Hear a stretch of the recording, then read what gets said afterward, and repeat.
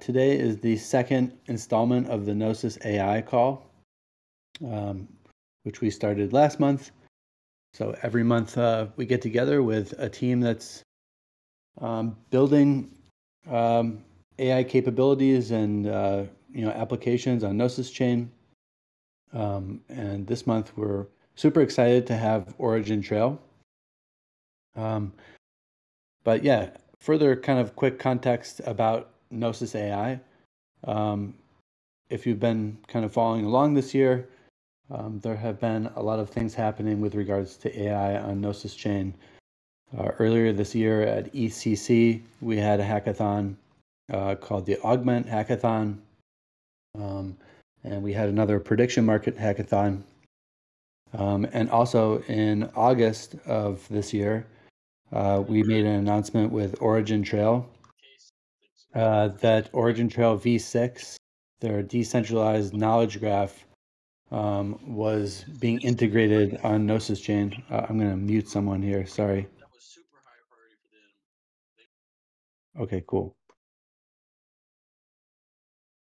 So I'm sure that we'll jump into or talk about the DKG V6 today, but just wanted to kind of establish that connection between Origin Trail and Gnosis Chain.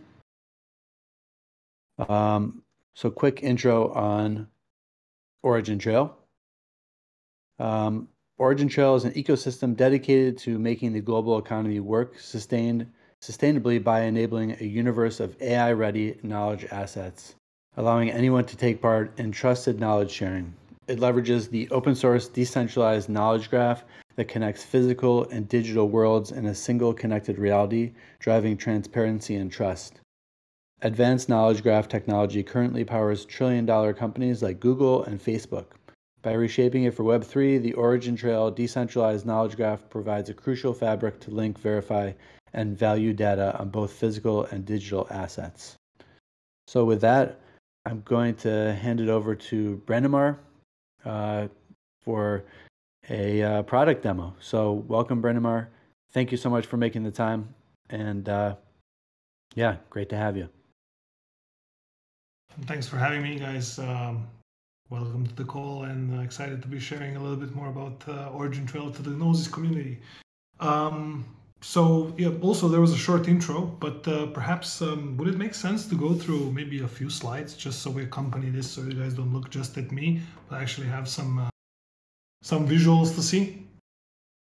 Yeah, absolutely. Go for it. Awesome. So I'm just gonna please share, and then I'm gonna show you a short demo. Just see if that sharing works properly. And when Brandimir is done with the demo, we can jump into an AMA. So save any questions you have for the end of the presentation. I have to rejoin. I apologize. My computer doesn't let me share on this. Give me a second. No problem. I'll be right back. No problem. Is anyone else on the call building, in AI or building on Gnosis Chain more generally?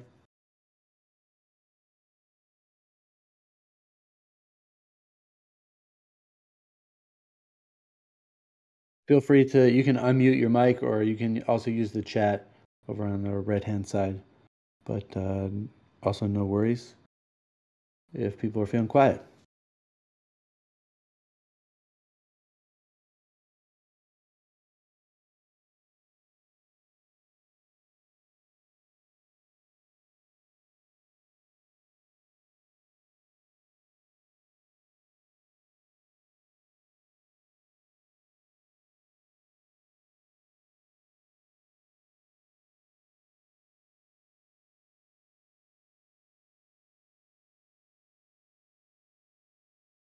I will share our announcement that we made with Origin Trail on our blog right here in the chat, so that you can learn more about the decentralized knowledge graph V6. And looks like we have Brandimir back. Okay. Once again, Trying to share my screen. Thanks everybody for the patience. And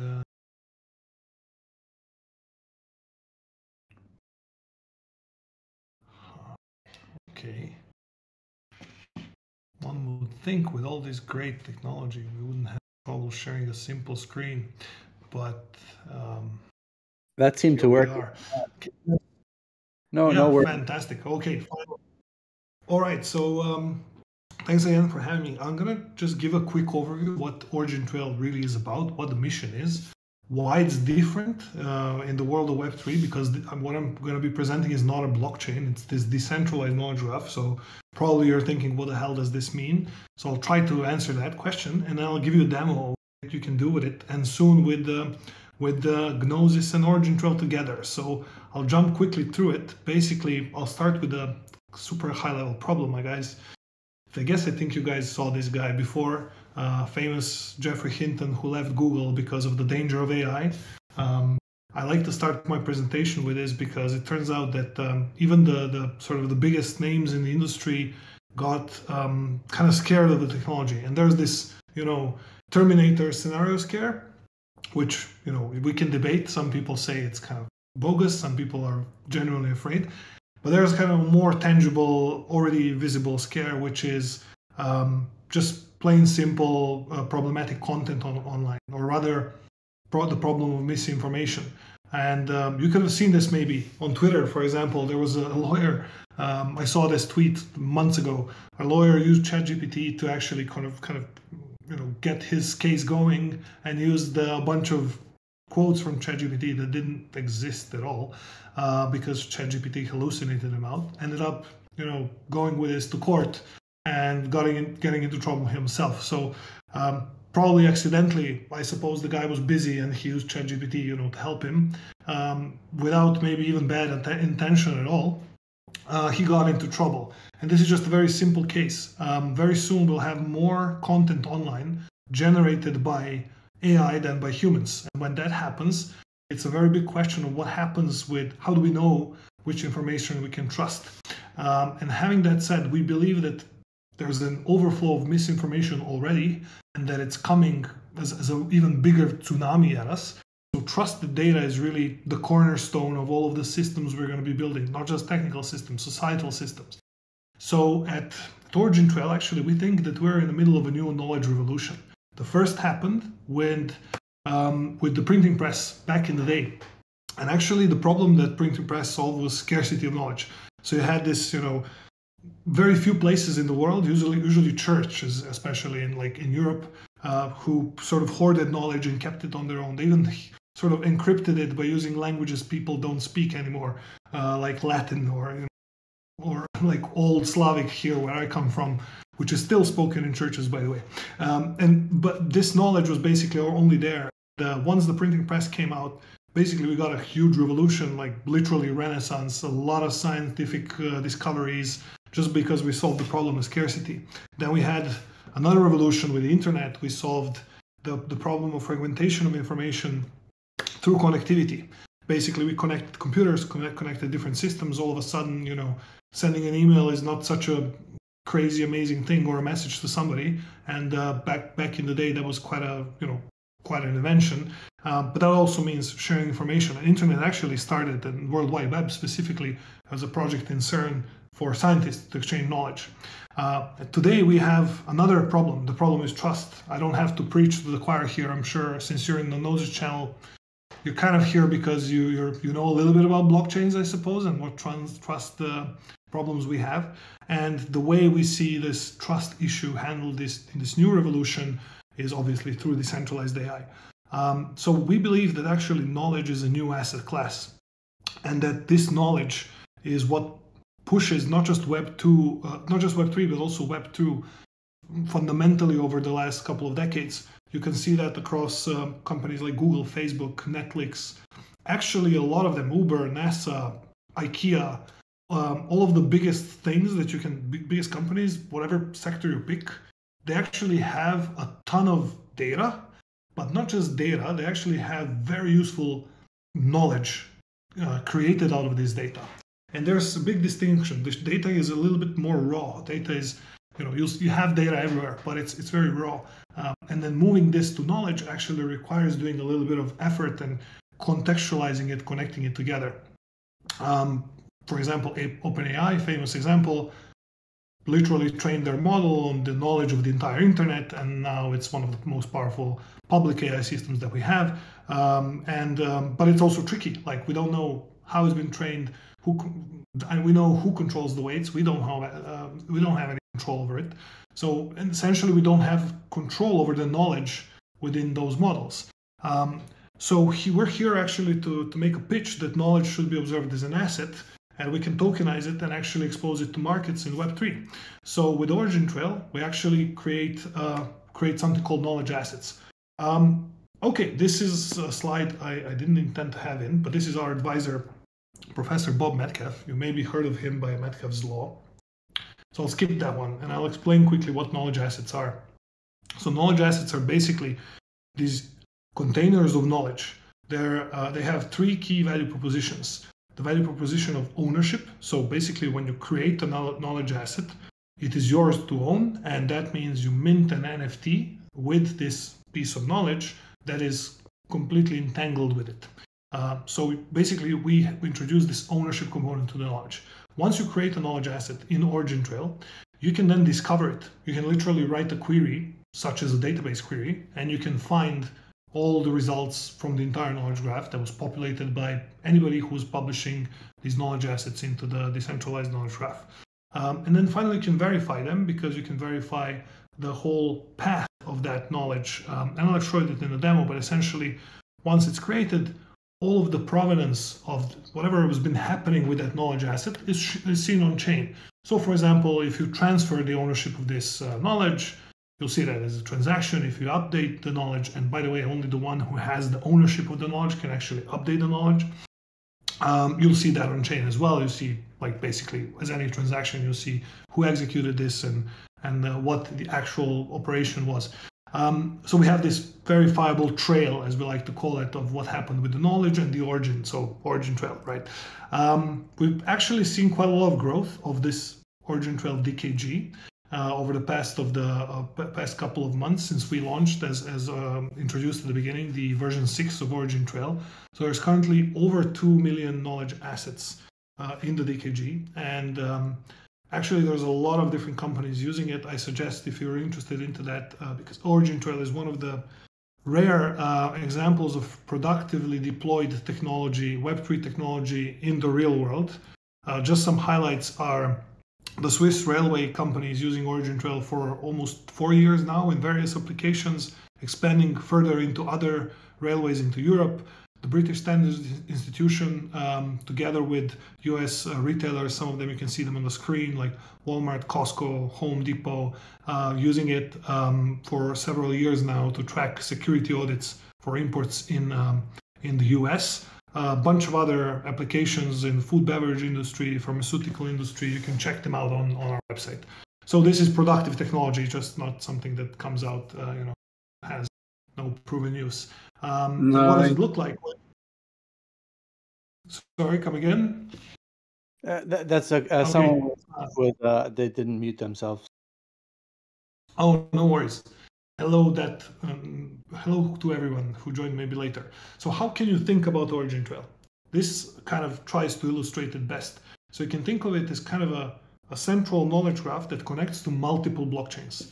And that's what this Gnosis integration means. So basically, as I said, you have one knowledge graph, one decentralized knowledge graph hosted on its own decentralized network, which contains all of the knowledge assets. But then you can go and, let's say, if you're in the Gnosis community, you can create knowledge assets on Gnosis Chain. If you're in the Polygon community, you can do it there. If you're in Polkadot, you can do it on, let's say, the Origin Trail parachain, which is a custom chain for the DKG on Polkadot.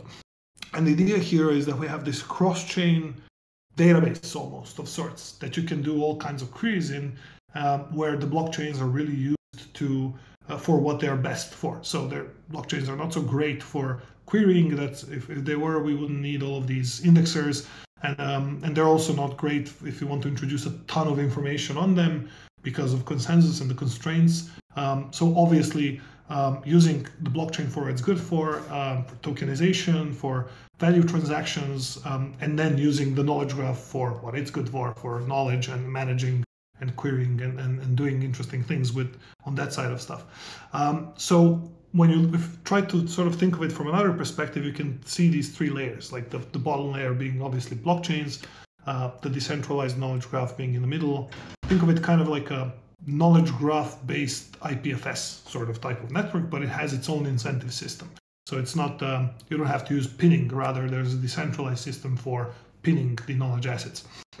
And then finally on top you have these knowledge assets applications, where knowledge assets are the key primitive, and actually their identifier is an evolution of a URL. It's called a UAL, so Uniform Asset Locator, and it's implemented according to certain W3C standards to follow knowledge graph technology. What is really interesting is that you can build all kinds of search engines, discovery engines, question answering systems on top of this, and I'll show you one in a bit. And with this together, as I briefly mentioned previously, we're also introducing a specific new mechanism called knowledge mining, so which I'll mention in a bit. But essentially, the point of knowledge mining is that we are going to create systems that incentivize creation of useful knowledge. A knowledge asset, if you're a bit technical, this might look a bit interesting. If not, probably not, but this is the anatomy of a knowledge asset. So it contains knowledge, it contains this knowledge NFT and knowledge state proofs conjoined with this UAL. And it basically sits in this DKG index, so you can do searches on it. And it's all basically verifiable signed information. What's really interesting is when you combine this knowledge graph approach, which is really the symbolic AI branch, this older branch of AI, if you might say it like that, with this new branch of AI, the neural AI.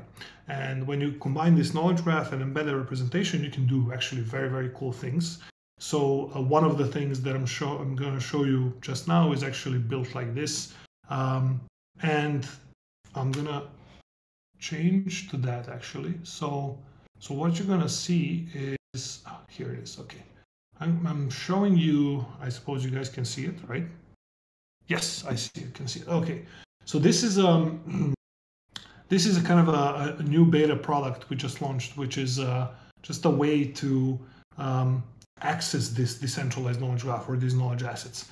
And this one is particularly called Origin Trail World because we're building basically a knowledge bank of knowledge assets for Origin Trail ecosystem in the widest sense.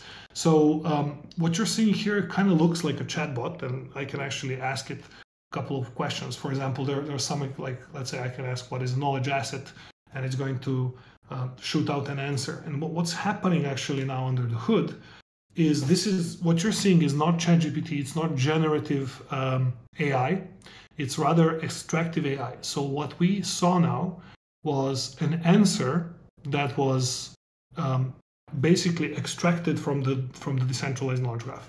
And you can see these source knowledge assets here.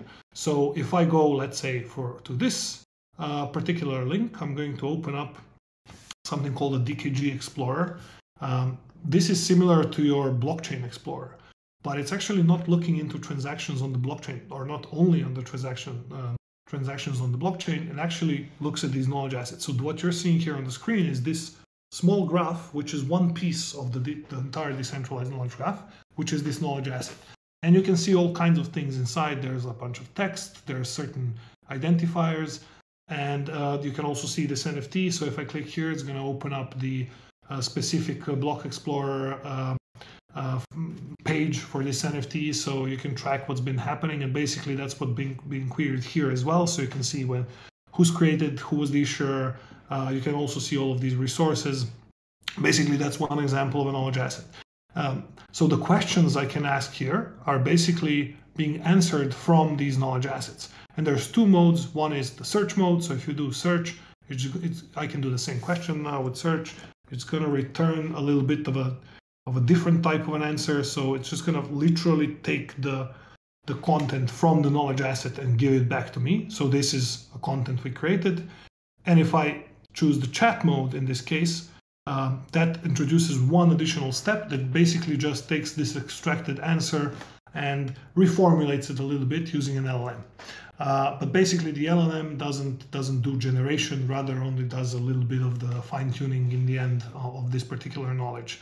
So what's really interesting here, and by the way, you might see that this is a beta, so you can actually contribute to this knowledge base, is that we have actually a new program, this program that I mentioned, knowledge mining, that I'll return back to, but just out of another kind of example to introduce here. This is just one type of an interface. So you can envision many different types of interfaces. For example, the companies I mentioned use custom interfaces sometimes within their systems.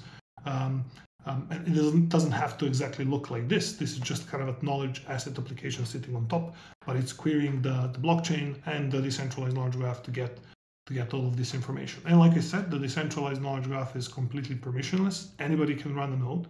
Anybody can publish these knowledge assets inside. So basically, you can create your own knowledge assets and own them and expose them to knowledge markets.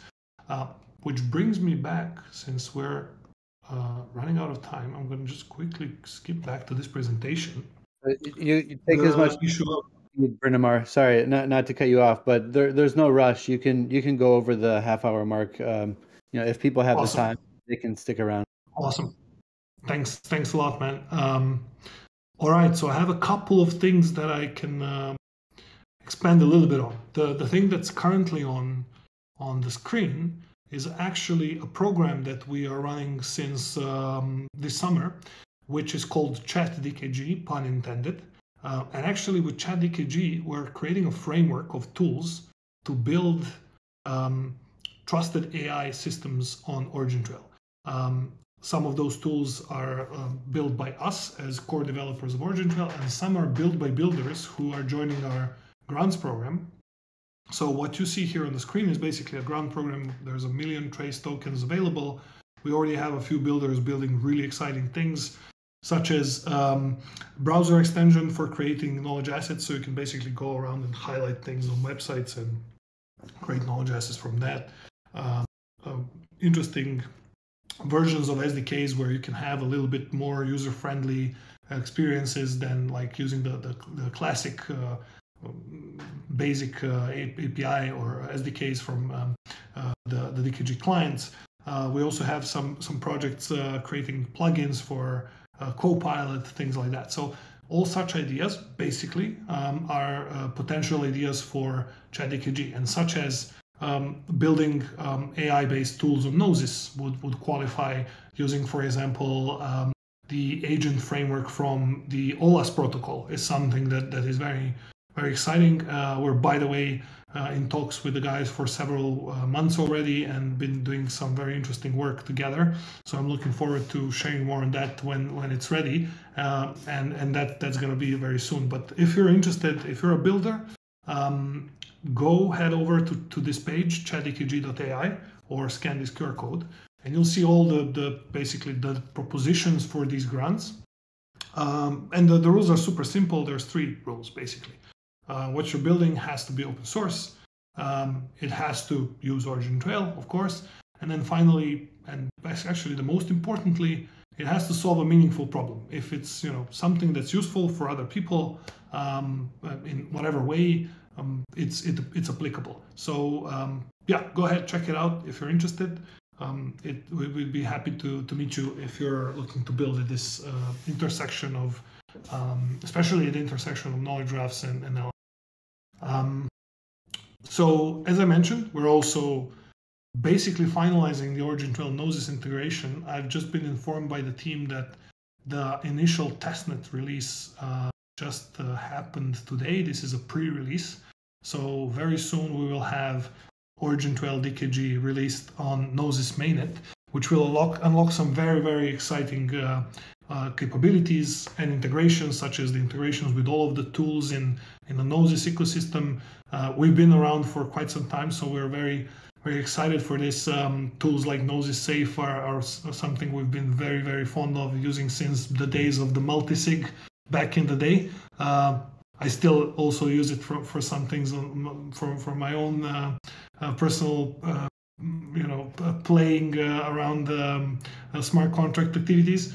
And yes, generally, like I mentioned, we were very interested in integrations with the community. I mentioned the OLAS protocol because we went furthest with the guys, but also we're looking for, if you're a builder in the Gnosis community, to reach out. It would be cool to see if we have some synergies.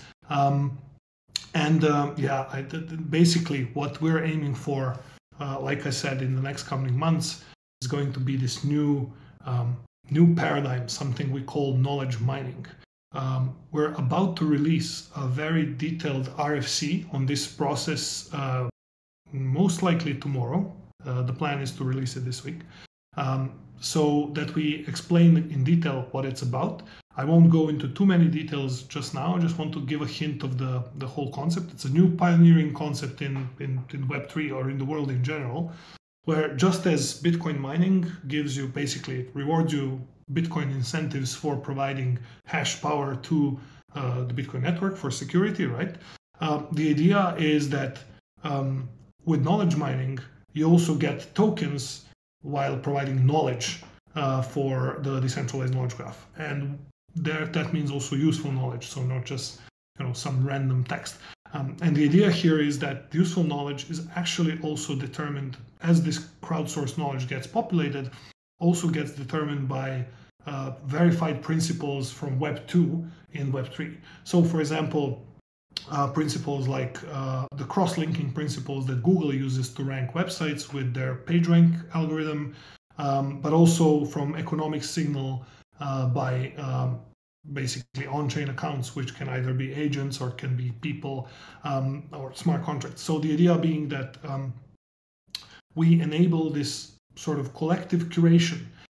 You might know of this concept of token curated lists. Well, it's kind of a similar concept applied to the knowledge graph, where ultimately we create together useful knowledge and actually get rewarded in tokens in value for this particular case. This is actually going to be, like I said, started relatively soon, and we're gonna release an RFC for that within the next couple of days. That's a bunch of topics. I hope I didn't take too much of everybody's energy because I wanted to leave some time for the Q&A. So I guess I can show this Q&A slide now, and let it over to you guys. Hope that wasn't too cumbersome. No, not at all. That was super informative and a very nice presentation. So thank you so much for doing that. Now's a great time to have Brynamar field some questions. So you can unmute your mic if you have a question, or you can use the chat over there on the right-hand side, and I can read the question for you. I can kick it off with a question. In terms of like the knowledge NFTs, when an knowledge NFT is queried or the AI, let's say, for lack of a better term, the AI is looking for that knowledge NFT, is there a transaction that has to happen? Like does that NFT have a price associated with it? That's a really good question.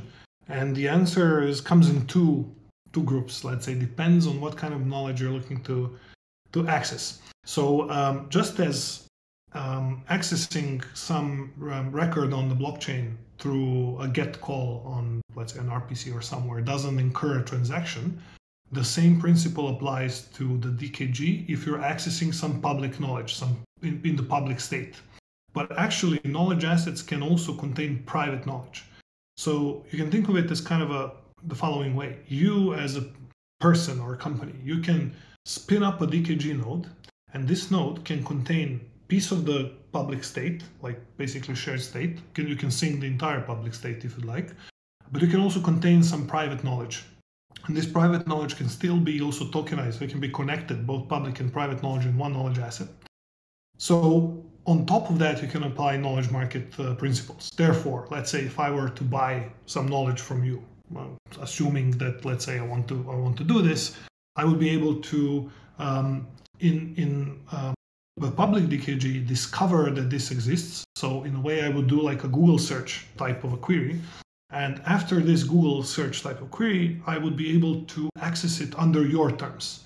So let's say you enabled it to be accessed through some form of payment or some NFT marketplace. So I need to make a purchase. All of these come basically to play, and they can be built on top. So all of these marketplace scenarios are possible. Therefore, in that case, you would incur a transaction. But if you're essentially accessing public knowledge, then no, it's basically you're querying a node that contains all this information that is public, which you can also spin up. So similar paradigm as, let's say, blockchain RPC endpoint. Cool. We have a question from Cosmic Cloud. Can I query knowledge assets published from OTP with a Squirrel query sent through a Gnosis node? Would you consider this a form of bridging between two chains? That's an interesting.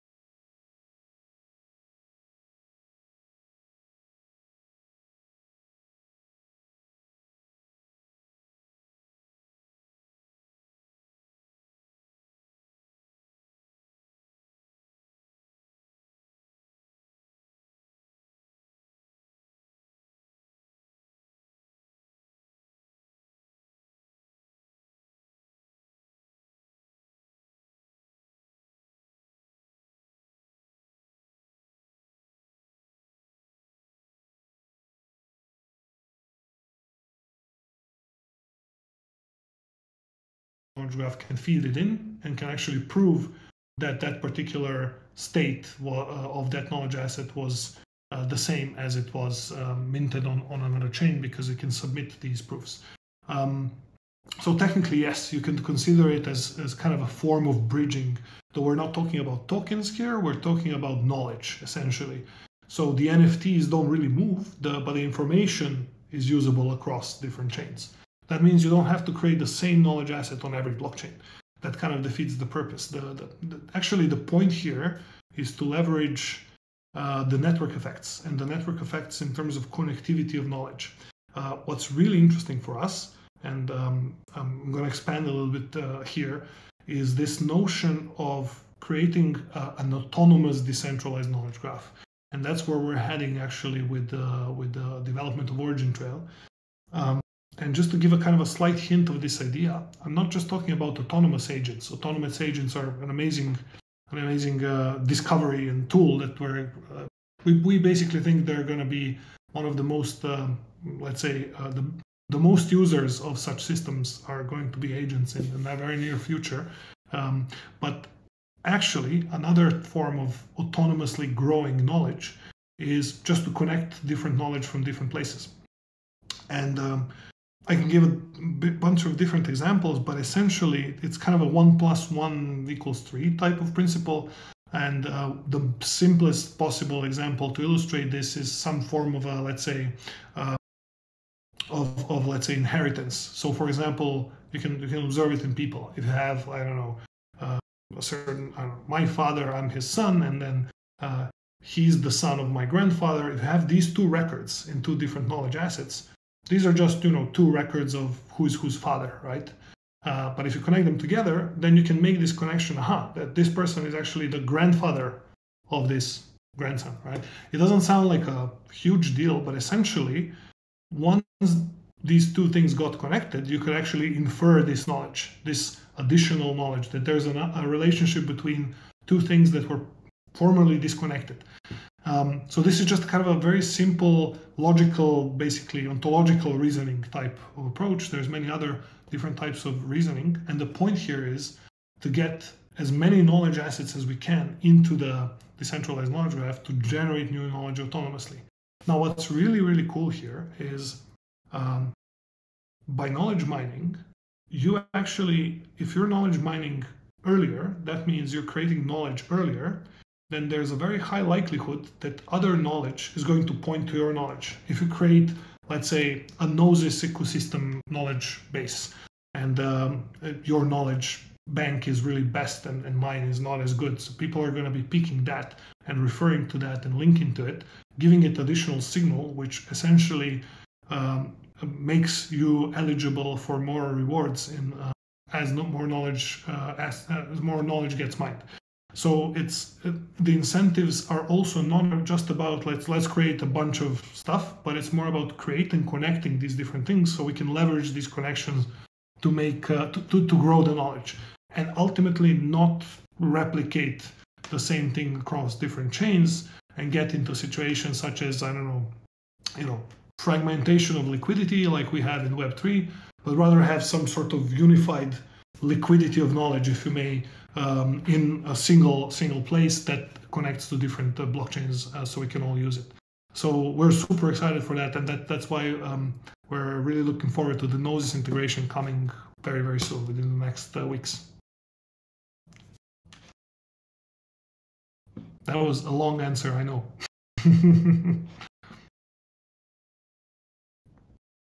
We have a few people typing. Super Yes. exciting stuff. I'm eager to learn more about the upcoming integration. Oh, we should totally do some live calls for the two communities together to showcase what can be built and how. That would be really, really good. Yeah, I would love to do that. Cosmic Cloud is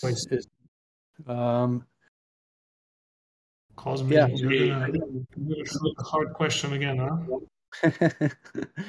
I have a quick question. In terms of, I mean, stating a fact is one thing, or a supposed fact is one thing, and then substantiating that thing is actually a fact is another thing, right? So, like on the New York Times, sometimes they'll do fact checks and say, "Hey, what this person said is actually not true. This is misinformation." We've gone through the steps of fact checking. So how does Origin Trail deal with the problem of misinformation and someone stating that something is a fact when actually it's not a fact? That's a really good question. On the protocol level, Origin Trail has actually been developed according to several principles of development that we established long ago. One of them, the critical one, being neutrality. So that means at the protocol implementation and design level, it has to be neutral also towards making such decisions. So myself, for example, even though I'm one of the developers of the project, should not have an influence on this. I'm not the one to say what is information, what is misinformation, right? So from that perspective, the technology works like this. Anybody can create any knowledge asset. And essentially in the knowledge asset, what is contained is the assertions, these graphs. So anybody can make a statement. I can say, I don't know, right now it's sunny in Serbia. Well, it absolutely is not, it's dark. So I can do it. And then the question is that the knowledge asset application that's querying the knowledge graph actually has the ability to make this decision to decide what to do with the knowledge feed that's coming in. Several tools for this are available and some primitives that are key. For example, the key primitive is the ability to identify who published certain knowledge assets. And that's why this on-chain origin and basically update trail is important to verify that actually the way I published it, the others can be sure, okay, it's exactly the same format. That's why these Merkle state proofs are part of the knowledge assets. So you can actually prove that a certain knowledge is included in a knowledge asset. You can do that on-chain or off-chain. So we get these basic primitives, like who said something, and you know that actually they said it in that particular form. which might sound trivial, but it's actually critically important. That's the fundamental. And then on top, you can basically then decide within the application based on various factors, such as the connectivity of that knowledge, such as the Google reference I made, the Google Knowledge Graph or Google PageRank algorithms used, but also reputation systems. And that we envision actually a bunch of those coming up. And I've been seeing some very interesting efforts in the Web3 happening lately. So would be really excited to see how we could apply those also together with DAOs, for example. Because the idea here is that knowledge assets can be created by people who you know, and then you can basically root your trust within the reputation that they have with you. And of course, that the story doesn't end there. You can add more and more, but basically on the protocol level, the protocol is never going to tell you like this is true or this is not true. It's just going to enable you to exchange all of this information and then make sense out of it using the tools and the primitives that I mentioned. And then ultimately you're able to fight misinformation, because let's say it's not Twitter that is shadow banning people that you're interested in, or it's not some form of centralized entity that controls this knowledge feed towards you. Actually, you control the knowledge feed, and you're able to create various different algorithms on top. So Origin Trail itself, because it's a protocol, it's not the end solution. What I've shown is just one example, and actually that example is one knowledge application that accesses the knowledge graph, a specific domain of the knowledge graph actually that we decided is the one that should be accessible for this application. I see another question from Cosme. Not really an OT question. I'm curious what kind of throughput we could expect on Gnosis mainnet, considering Origin Trail transactions will not be simple transfers but rather token mints. That's a good question. We've done some testing on the Gnosis Chiado network. Looks very promising, but all I can say is there is nothing like a real test. And the real test is going to be Gnosis mainnet. I'm not just talking about technical aspects. I'm also thinking in terms of the usage, like how much usage there is on a specific chain, but also how much demand comes from it.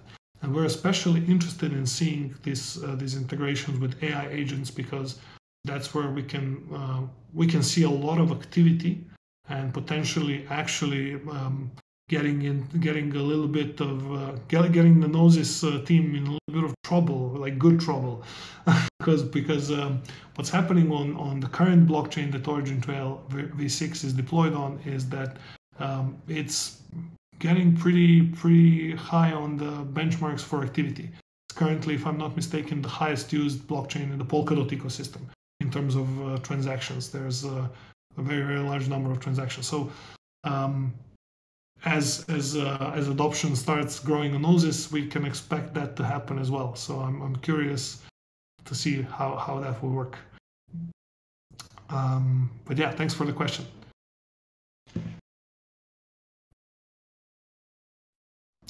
That's not a question by BRX, but it's our community admin. Hello, BRX. Nice. Thanks for those resources. Yeah. And I linked, just while we're on the topic, I linked to the chat DKG GitHub. And if you have any other resources that you'd like to link to, that would be great. You can share them in the chat there. Yeah, if we don't have any other questions, I have one final question, which is, a very high level kind of newbie question. I'm not a highly technical person, but what's your elevator pitch on why decentralized AI matters? I mean, we're at a point right now where you mentioned we're at an inflection point. We have obviously OpenAI. You see a lot of headlines about Sam Altman and all this stuff that was going on with OpenAI, and very likely we could see a future where AI is owned by a few tech giants. So I kind of answered the question in a way, but yeah, why does decentralized AI matter to you? Yeah, I think you pretty much did answer it. I think the world is changing at a rapid pace, and with this new knowledge revolution, we're basically going to see a very different type of an economy, and in that economy, likely where uh, we are going to be less relevant, and machines even more, such as AI agents. So to stay relevant and to be part of that, and to basically experience the benefits of all of this growth and new capability, we should be owners of the systems as well. And when I say systems, I don't just mean a bunch of servers, or I really mean the state as well. So the knowledge and the models should be something that we can also own, and that's been from the beginning of the journey for Origin Trail a big reason to go into this direction of a decentralized knowledge graph. Um, yeah, I'm actually looking forward to the future. I'm not a pessimist. I'm an optimist. I think with all of the great tools that are coming up, the revolution is going to take us to some really amazing places, and it's important to follow and to keep building with it and to experiment. But if you don't, then you get potential for very negative effects. Not just being left out, but actually, being in trouble of being owned by the system, rather you owning a piece of the system. So yeah, I encourage everybody to get on the train and start building or learning at least about AI, but definitely start building. And we're happy to help here, and happy to direct you folks to start creating your own knowledge assets. That's going to be a very exciting opportunity very soon. Yeah, I mean, I obviously agree. I'm sure many people on this call agree. I mean, you talked about important concepts like credible neutrality, something that matters deeply to Gnosis, certainly to the network being credibly neutral. Um, I think about just the fact that some of these concepts are difficult to understand. They don't make intuitive sense to people.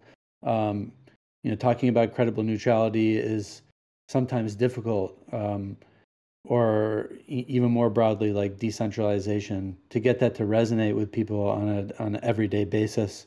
So, yeah, how do we beat the market, or how do we come out ahead of OpenAI and convince people that we should be the owners of these networks, or the owners of knowledge graphs and AI generally? I'm not sure how we get there, Mhm. but it doesn't mean that we shouldn't try. And maybe these things will become more intuitive to people over time. Um, but yeah, I agree for sure. wasn't a One question, of the more things. of a thought. Sorry, coming in. Well, yeah, it wasn't necessarily a question, just thinking out loud. Yeah, I agree. I can say from the angle of enterprise usage.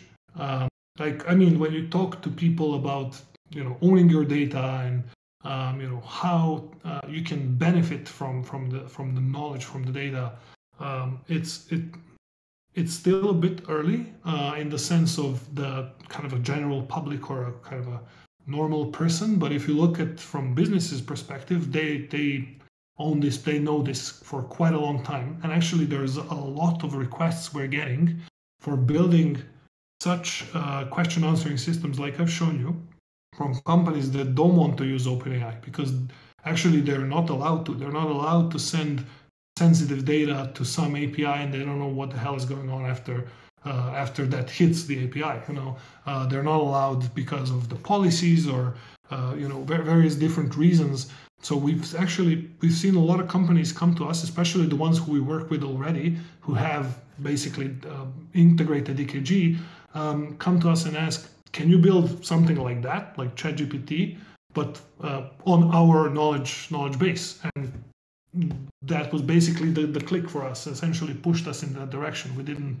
Our intention was not to make this sort of chatbot the main app, but rather people started asking for it. So there is already the market, if you will, is already understanding the value of knowledge, and I think people are as well. Like like regular, I hate to say consumer because I hate this word. Consumer, it sounds like, or user sounds like drug user, right?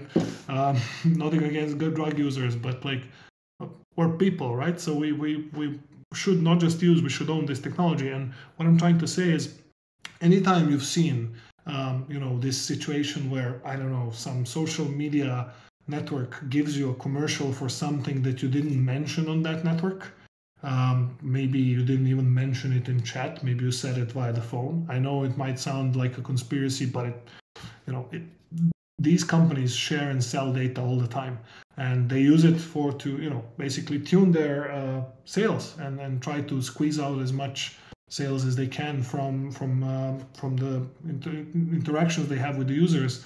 I'm not going to go deep into how problematic or not this is, but it's proof. It's proof that it's happening, the knowledge is valuable, and it's just a matter of time, and we believe the time is now, that we should give these tools to people. These have been very complex tools up until recently, and now with the advent of these public chatbots, AI-based LLM chatbots, people finally understand, this is what can happen if I feed my data into a system. It can be an assistant for me. It can do something for me, help me.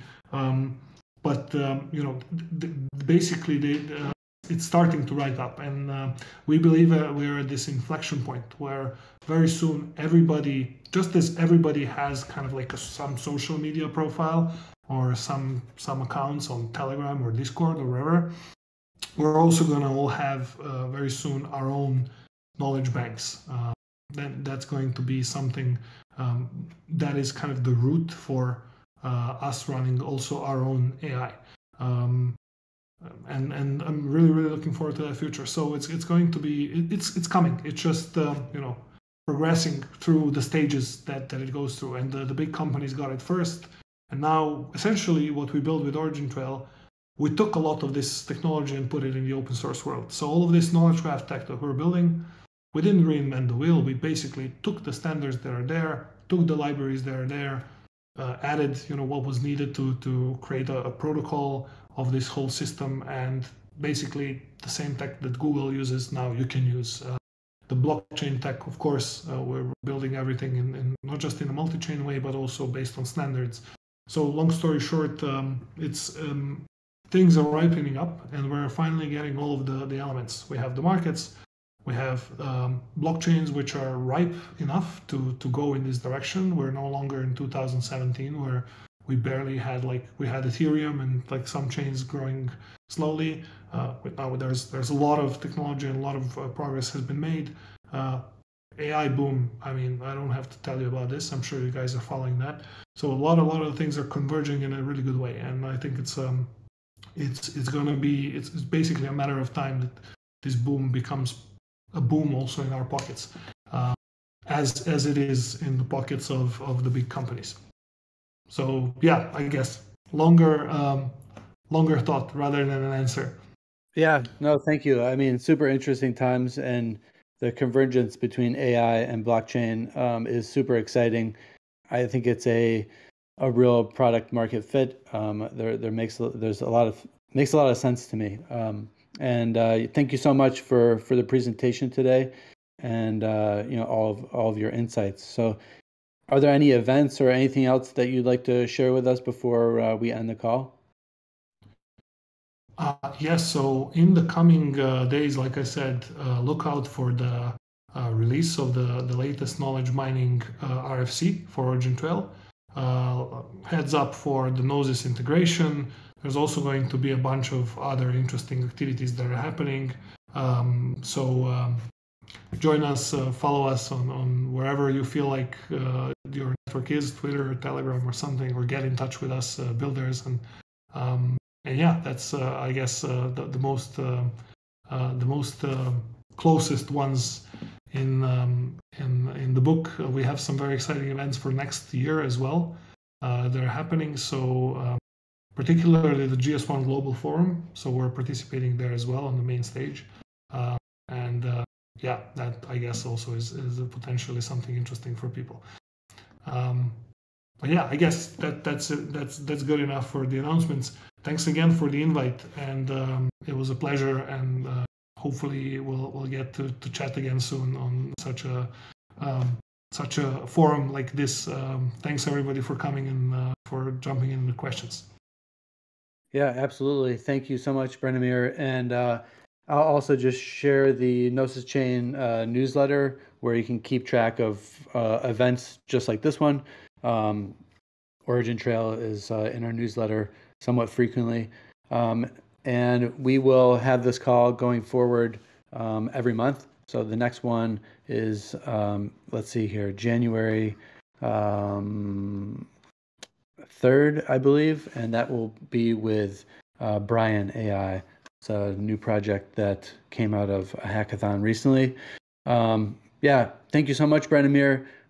Really looking forward to the Gnosis Chain integration with Origin Trail and all the exciting announcements that you have coming up. I'm sure we'll talk to you soon, and we'll do another demo just like this in the near future. So thanks so much. Take care, everyone. Have a great week, and we'll see you on Chain. See you on Chain. Cheers, everybody.